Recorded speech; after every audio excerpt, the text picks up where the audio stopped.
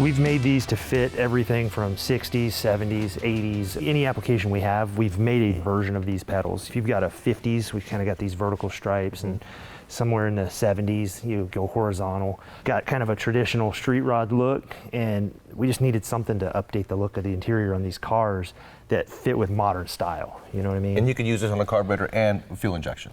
Yeah, I mean, these are going to work regardless of whatever, as long as it's a cable operated. If it's a rod linkage, we make these fit where rod linkage pedals were, and then you just use one of our throttle cables, spring return kits, and brackets. We've got them for all kinds of different. We recommend that you actually set it to where it hits the floor at wide open throttle, but you have all that adjustability, and then our throttle cable has even more, so you can just fine tune everything, get it just right. This is an awesome addition to your Restomod. Make sure to check out Lokar Performance.